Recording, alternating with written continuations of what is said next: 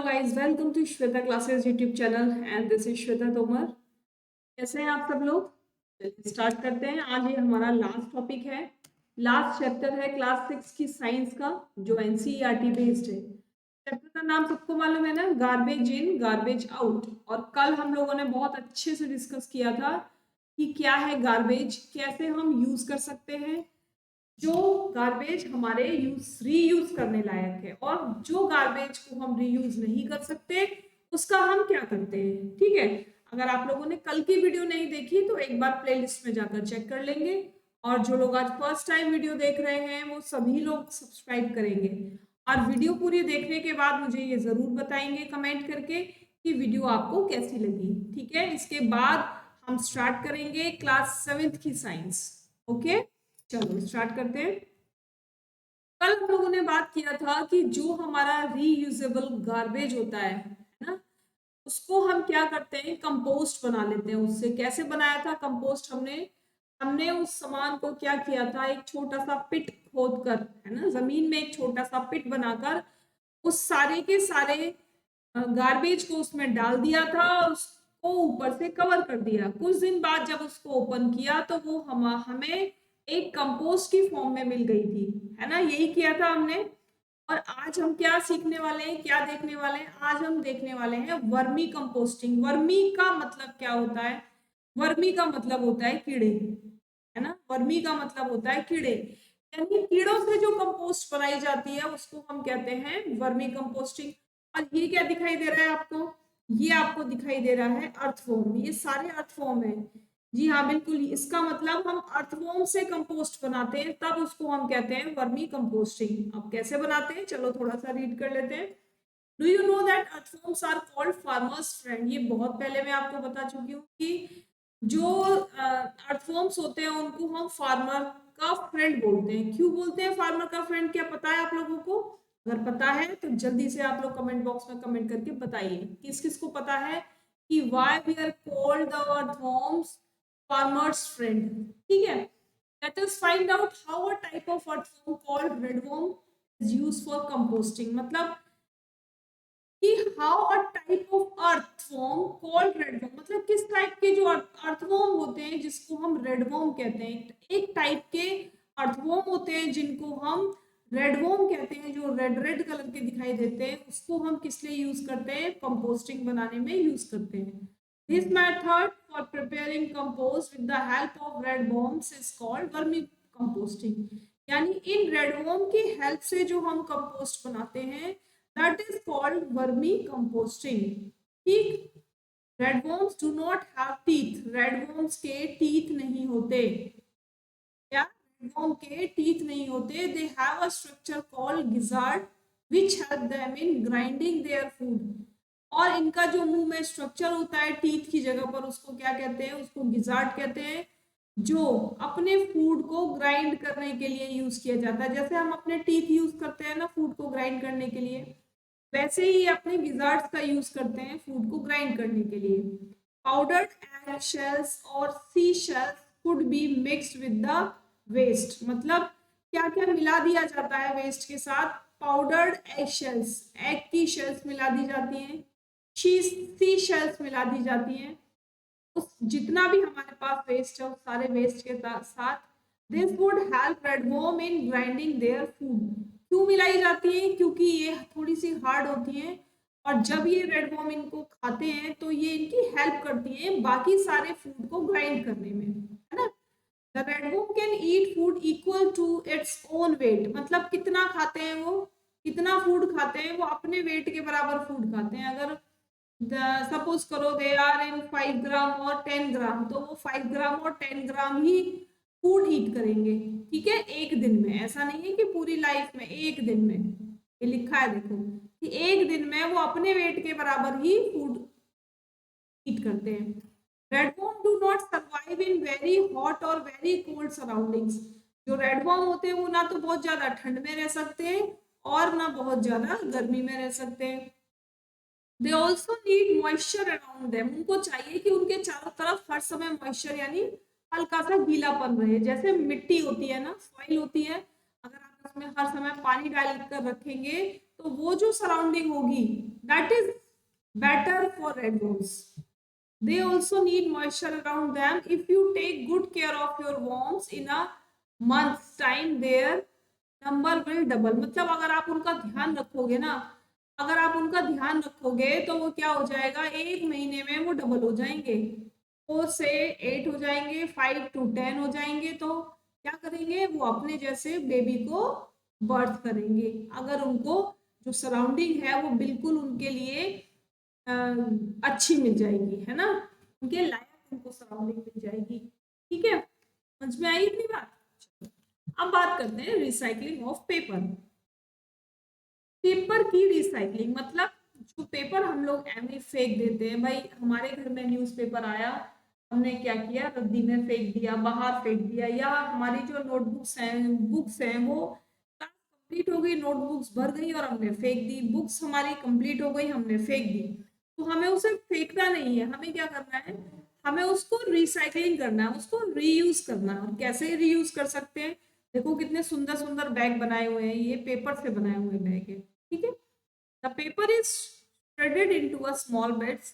A large quantity of water and chemicals like sodium hydroxide, hydrogen peroxide, and sodium silicate is added to the shredded paper to break it down into separate paper fiber.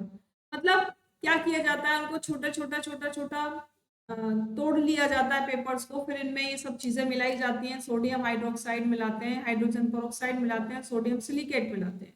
ठीक है, to the shredded paper to break it down into separate paper fiber. एक paper fibre बनाने के लिए ये सब किया जाता है.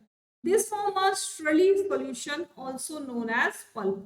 मतलब इससे आपको पेपर का क्या मिलेगा, एक पल्प जैसा मिल जाएगा. पल्प मतलब जैसे गूदा गूदा होता है, जैसे मैंगो में आपने देखा होगा, मैंगो में जो गूदा होता है उसको पल्प कहते हैं. इसी तरह से ये सब सारे जो एसिड है ये मिलाने पर जो पेपर होगा वो पल्पी हो जाएगा, है ना. इसको हम क्या बोलेंगे, इसको हम पल्प बोलेंगे. नेक्स्ट, सभी लोग जल्दी से फटाफट लाइक शेयर और सब्सक्राइब कर देंगे, अब कोई भी देर नहीं करेगा, है ना. ये मेरा लोगो सबको नजर आ रहा है, सबको नजर आ रहा है. 1 मिनट आपके पास है, सभी लोग जाओ, लाइक करो, कमेंट करो, शेयर करो, ज्यादा से ज्यादा शेयर करो. मैं आपके लिए इतनी मेहनत कर रही हूँ तो 2 मिनट आप भी मुझे दे सकते हो, है ना. चलो आगे चलें. प्लास्टिक बूंस और अ कर्स. मतलब जो प्लास्टिक है वो हमारे लिए श्राप है या वरदान है, ये बताना है. अब आप ये खुद सोच कर देखो, खुद सोचो कि क्या प्लास्टिक आपके लिए कोई वरदान है या श्राप है. It may be little difficult to imagine our life without plastic. मतलब जब तक प्लास्टिक नहीं थी हमारी लाइफ में, आप ये सोचो आज से 10 साल, 20 साल, 50 साल पहले क्या प्लास्टिक का इतना यूज होता था, नहीं होता था. जब आपके मम्मी पापा से पूछना, कभी वो मार्केट में जाया करते थे, सब्जी वगैरह खरीदने जाया करते थे, तो उनको ना पेपर बैग मिला करते थे, है ना. सब्जियां भी पेपर बैग में आती थी, बाकी के सारे सामान भी उनको पेपर बैग में मिला करते थे. तब उस टाइम उनको इतनी नीड थी ही नहीं कि प्लास्टिक पॉलिथीन होनी चाहिए, है ना. पॉलिथीन का जो यूज था वो ना के बराबर था उस टाइम पर. लेकिन आज की हमारी लाइफ में पॉलिथीन का इतना यूज है, प्लास्टिक का इतना यूज है कि without plastic we can't survive, है ना. बिना प्लास्टिक के ऐसा लगता है हम सरवाइव ही नहीं कर पाएंगे, हम जी ही नहीं पाएंगे. भाई प्लास्टिक नहीं होगा तो हमारा ये काम नहीं होगा, हमारा बकेट नहीं, मग नहीं आ पाएगा, सुंदर सुंदर बाउल हम लाते हैं वो नहीं आ पाएगा, या हम मार्केट से जो सामान लाते हैं तो हम खाली हाथ चले जाते हैं, वहां से हम सामान नहीं ला पाएंगे अगर हमारे पास प्लास्टिक नहीं होगी, ऐसा हमें लगता है. Shall we list a few things we use that are made of plastic? क्या आप सोच सकते हो कुछ चीजें ऐसी जो प्लास्टिक से बनी होती है. भाई सारी चीजें आजकल हमारी लाइफ में प्लास्टिक से बनी हुई है, कुछ भी हो हमारी बॉडी में ऊपर से लेके नीचे तक जो हम यूज करते हैं that is made of plastic. सुबह जो ब्रश हम करते हैं वो भी प्लास्टिक का होता है. नहाने टाइम जो सोप बॉक्स हम यूज करते हैं that is also made of plastic. Mug and bucket is also made of plastic. Pen, pencil is made of plastic. Comb made of plastic. है ना, सब कुछ प्लास्टिक से बना हुआ है. The bottle which we use for drinking water, it is also made of plastic. The lunch box is also made of plastic. मतलब क्या ऐसा है जो प्लास्टिक से नहीं बना. बहुत लंबी लिस्ट है, बहुत बहुत लंबी लिस्ट है जो हमें ये बताती है कि हम प्लास्टिक कहाँ कहाँ यूज करते हैं. Can you name a few parts of a bus, car, radio, television, refrigerator and scooter that are made of plastic? क्या आप इन व्हीकल्स के कुछ पार्ट्स बता सकते हो जो प्लास्टिक से बने हुए होते हैं? बहुत सारे पार्ट्स होते हैं, आप लोग मुझे कमेंट करके बताओ कि इन इन इन व्हीकल्स में या इन इलेक्ट्रॉनिक गैजेट्स में कौन कौन से पार्ट ऐसे हैं जो आर मेड ऑफ प्लास्टिक। जल्दी से कमेंट करके आप लोग मुझे बताएंगे जब भी ये वीडियो देखेंगे। Oil, all kinds of plastic give out harmful gases upon heating और बर्निंग, यानी जितनी भी प्लास्टिक है वो चाहे कैसी भी प्लास्टिक हो, अगर आप उसको गर्म करते हो, अगर आप उसको जलाते हो तो वो आपको एक हार्मफुल गैस ही देती है, इसके अलावा कुछ नहीं। ठीक है, these gases may cause many health problems including cancer in humans, मतलब ये जो गैसेस होती हैं ये इतनी हेल्थ प्रॉब्लम्स क्रिएट करती है, कैंसर तक इनसे हो जाता है, इन प्लास्टिक को जलाने से कैंसर तक हो जाता है। ठीक है, इन ह्यूमंस मतलब हम लोगों में। The government has also laid down guidelines for recycling the plastic, मतलब गवर्नमेंट ने भी एक ऐसी गाइडलाइन बना दी कि आप इसको फेंकोगे नहीं इधर उधर, आप इसको रिसाइकलिंग करोगे और रीयूज करने की कोशिश करोगे। इसीलिए क्या होता है, जो कचरे वाले होते हैं, जो सफाई कर्मचारी होते हैं, वो क्या करते हैं, वो प्लास्टिक को बीन लेते हैं और बीन कर एक जगह कलेक्ट कर लेते हैं और ये फिर से फैक्ट्रीज में पहुंच जाता है और इनको रीयूज किया जाता है। ठीक है, you must have notice that people often fill garbage in plastic bags and then throw it away. सभी लोग करते हैं, हम भी करते हैं, क्या करते हैं कि अपना सारा कचरा लिया प्लास्टिक बैग में भरा और इधर उधर जाकर फेंक आए, जहां देखा कोई हमें नहीं देख रहा और हम फेंक आए। लेकिन आप ये मत सोचो कि आपको कोई नहीं देख रहा, आप खुद तो अपने आप को देख रहे हो, आप खुद को ये फील कर रहे हो कि हाँ आप गलत काम कर रहे हो, इसीलिए तो दूसरों से छुप कर रहे हो कि कोई आपको देखे ना। लेकिन जब आप अपनी नजरों में गलत काम कर रहे हो, आप अपने आप को छुपा रहे हो, इसका मतलब कि वो गलत है, तो गलत काम हमको नहीं करना है ना। अपने घर का गार्बेज तो निकाल दिया, लेकिन हमने क्या किया, एटमॉस्फेयर को गंदा कर दिया। तो जब आप खुद अपने आप को लोगों से छुपा रहे हो, इसका मतलब आप कितना गलत काम करने जा रहे हो ये आपको खुद को पता है ना। When stray animals look for food in these bags, they eat up swelling these. जब भूखे जो स्ट्रीट डॉग्स होते हैं, स्ट्रीट काउज होती है, यानी जो एनिमल्स होते हैं जो रोड पर ऐसे ही घूमते रहते हैं, वो क्या करते हैं, वो खाने की खोज में किनारों में जाते हैं और देखते हैं कि पॉलिथीन में कुछ है, वो उसको टीयर करते हैं और फूड के साथ साथ वो उस पॉली बैग को भी स्वेलन कर जाते हैं, यानी वो पॉली बैग भी खा जाते हैं, जो उनके लिए कितना खतरनाक है। आप खुद खा के देखो एक पॉली बैग का छोटा सा पीस, आपको पता चलेगा। जो हम एनिमल्स के लिए डेंजरस थिंग्स ऐसे ही इधर उधर फेंक देते हैं, है ना, ऐसा हमें नहीं करना चाहिए। Sometimes they die due to this, कभी कभी ऐसे एनिमल्स अगर ये सब चीजें इनके गले में फंस जाए, फूड पाइप में फंस जाती हैं या विंड पाइप में फंस जाती हैं, तो क्या हो जाता है, एनिमल्स की डेथ तक हो जाती है।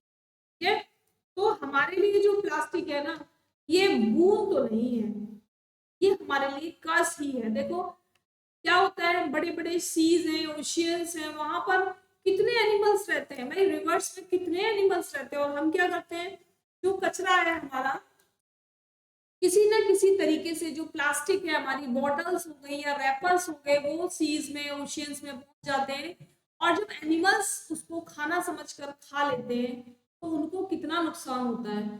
हम जो इलेक्ट्रॉनिक गैजेट्स जो होते हैं हमारे, उनका सामान निकाल निकाल कर ऐसे ही फेंक देते हैं कहीं पर भी, उनको जब एनिमल्स खाते हैं, सोचो आपने आलपिन फेंक दी कहीं पर भी और किसी एनिमल ने फूड के साथ अपने स्टमक के अंदर ले ली, आप सोचो उस बेचारे का क्या होगा। वो जो आलपिन है वो उसके स्टमक में जाकर फंस जाएगी, पेन भी क्रिएट करेगी और भी पता नहीं कितनी डिजीज उसमें हो जाएंगी और हो सकता है उसकी डेथ तक हो जाए। तो अब हमें आगे से ध्यान रखना है ना, garbage in garbage out chapter पढ़ने के बाद आई होप कि आप लोगों को समझ में आया होगा कि हम जो काम करते हैं वो कितना गलत है, हमें नहीं करना चाहिए। ये पिक्चर स्पेशली मैंने आप लोगों के लिए इसीलिए लगाई लास्ट में कि हम ये कह पाए से नो टू प्लास्टिक। देखो ये टर्टल खाने की खोज में घूम रहा है ना, लेकिन इसको खाना नहीं मिलेगा तो ये क्या करेगा, ये प्लास्टिक को खा रहा है। ठीक है, तो ध्यान रखना है, आगे से प्लास्टिक का कम से कम यूज करने की कोशिश करना है ना। चलो ये चैप्टर खत्म हो गया, ये क्लास के सारे चैप्टर्स भी फिनिश हो गए। कल से हम लोग क्लास 7 की साइंस स्टार्ट करेंगे। आई होप आप सभी लोगों को समझ में आया होगा। कल फिर मिलेंगे एक नई क्लास के साथ, एक नए चैप्टर के साथ। तब तक के लिए thanks for watching. Bye bye.